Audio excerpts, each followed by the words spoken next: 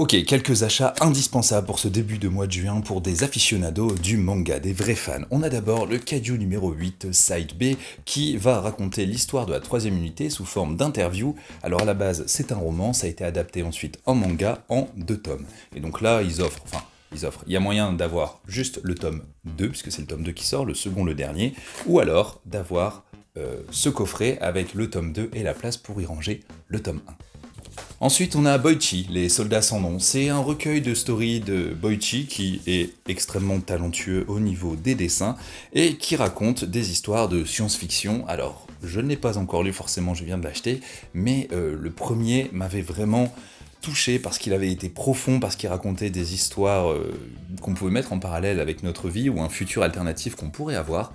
Et du coup, le fait d'avoir ce recueil de petites histoires de Boichi, c'est juste un régal. Je veux dire, la plupart des gens se souviennent bien entendu de son adaptation du roman de Ace ou Dr. Stone par exemple et tout ce qu'il a pu faire. C'est juste incroyable. Ensuite, dans les must-have, on a Phantom Buster tome 2. Alors ça, je le mets dans les must-have parce que il y a une carte All-Star Collector offerte à l'intérieur. Non, en vrai, c'est parce que c'est le tome 2, c'est un manga qui est sorti en France il y a quelques mois avec le tome 1 édition collector, que j'ai juste derrière.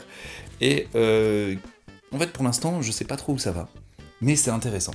Donc, je peux pas encore me prononcer sur ce manga, on se prononce pas en tome 1, je veux dire pour tout bon lecteur. Surtout si vous avez lu du Naoki Urasawa et que vous avez dû vous farcir 7 tomes avant d'enfin avoir l'intrigue et vous rendre compte que c'est un banger, et ben là actuellement je peux pas trop me dire, ça fait shonen classique, mais en vrai c'est cool, c'est assez rafraîchissant, ça prend pas la tête, et ça fait du bien.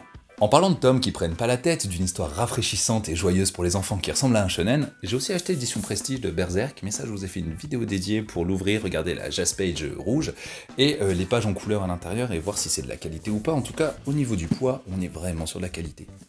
Et le dernier, le banger des bangers de cet achat de début juin 2025, c'est vraiment ce coffret juste incroyable, que je n'ai pas encore ouvert, vous pouvez le constater, mais que je vais ouvrir dans une autre vidéo pour voir tout ce qui se trouve à l'intérieur et voir si c'est aussi prometteur qu'il y paraît et si My Hero Academia mérite ce coffret pour terminer, parce que c'est le dernier coffret de My Hero Academia.